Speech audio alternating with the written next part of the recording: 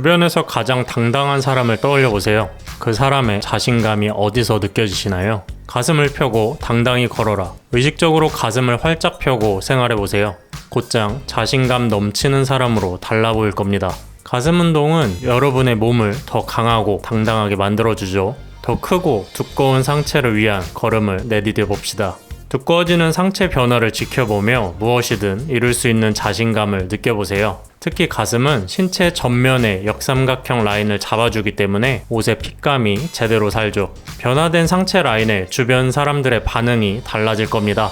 지금 바로 시작해서 원하는 모양의 상체를 만들어 봅시다. 결과를 거두는 즐거움과 성취감을 경험하세요. 그렇다면 빠르게 가슴 근육을 키우기 위해 어떤 운동을 해야 할까요? 가장 심플하지만 가슴에 효과적인 맨몸 운동, 푸시업입니다. 시간과 장소에 구애받지 않는 것이 가장 큰 장점이죠. 눈 뜨자마자 할 수 있고 취침 전에도 할 수 있습니다. 너무 쉬운 운동 아니냐고요? 특별한 결과는 기본기를 지루할 정도로 반복하여 쌓았을 때 만들어집니다. 축구선수 호날두가 전성기 시절 몸매의 비결을 푸시업 1000개로 뽑기도 했죠.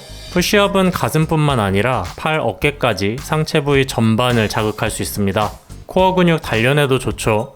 열량 소모에도 탁월한 효과가 있으니 안 할 이유가 없겠죠. 운동을 시작해봅시다. 운동 전 스트레칭 잊지 않으셨죠? 팔, 손목, 어깨, 가슴을 모두 풀어주는 것이 좋습니다. 가슴에 주로 자극이 가지만 어깨와 팔도 개입이 되기 때문이죠. 초보자는 무릎 푸시업부터 하는 걸 추천해드립니다. 처음부터 푸시업 자세를 완벽하게 잡기는 어렵죠. 무릎을 땅에 대고 팔은 어깨보다 한 뼘씩 더 넓게 벌려줍니다.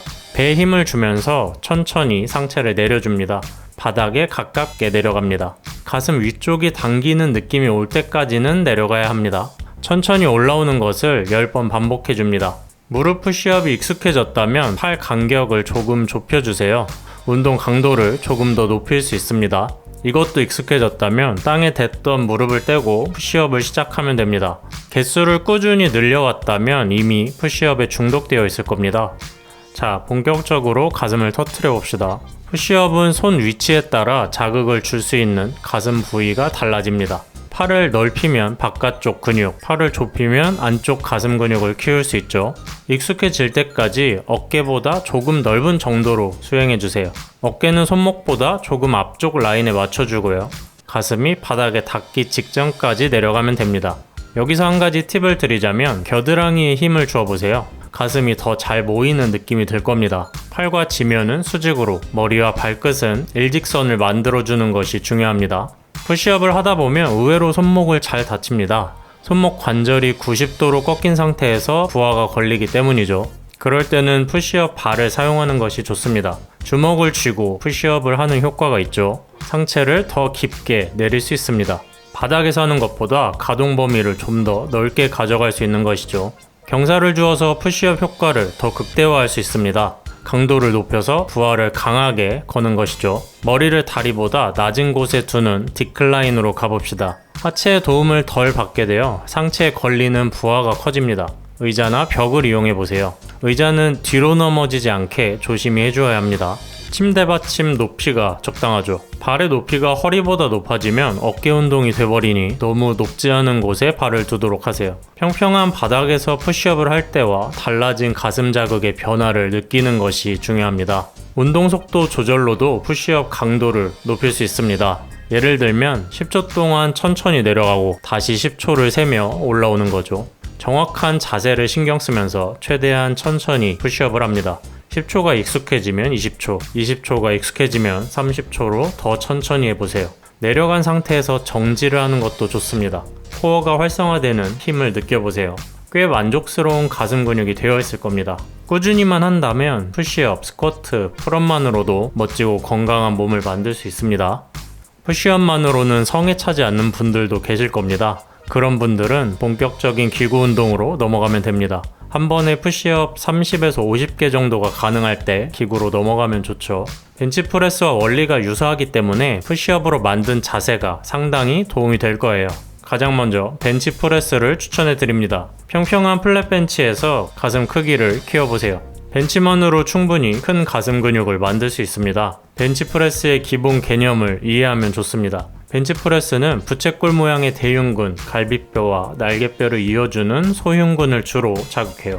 팔뚝에 해당하는 상한 삼두근, 전면 삼각근도 함께 사용되죠. 벤치프레스를 할 때는 최대한 가슴으로 중량을 받아낸다는 생각을 갖고 움직여야 합니다. 허리와 벤치 사이에 주먹 하나 정도 공간을 둡니다.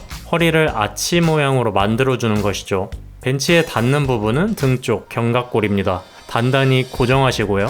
다리는 어깨 너비로 벌려 바닥에 두세요. 배에 힘을 강하게 주어 복압을 유지해주세요.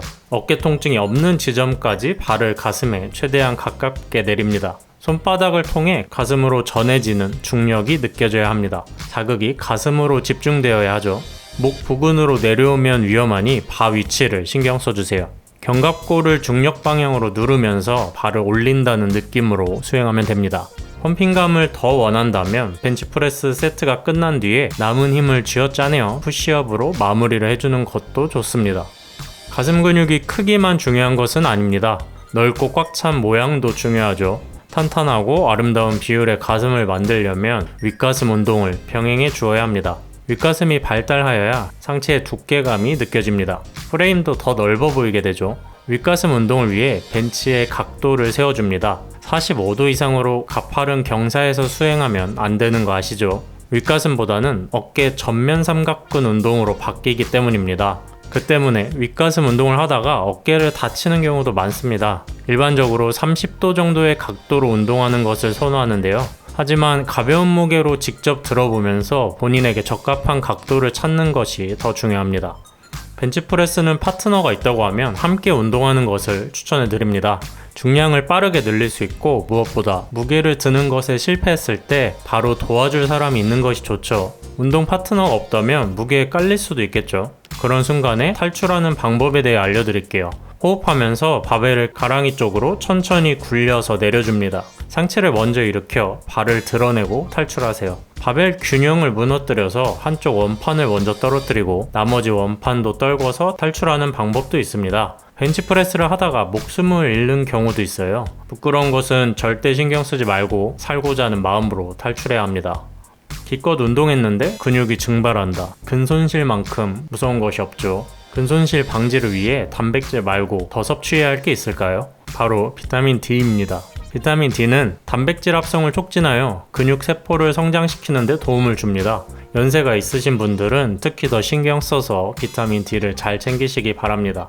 조선대 보건대학교 연구에 따르면 체내 비타민 D 농도가 높아지면 근감소증이 유의미하게 감소한다고 합니다. 비타민 D는 연어와 버섯 그리고 계란에 많이 함유되어 있습니다. 마음이 넓은 남자가 이상형인 분들이 많죠. 마음뿐만 아니라 가슴도 넓으면 당연히 더 좋겠죠. 이상으로 슬기로운 운동 정보를 전해드렸습니다. 앞으로도 더 좋은 운동 꿀팁과 정보로 돌아오겠습니다. 시청해주셔서 감사합니다.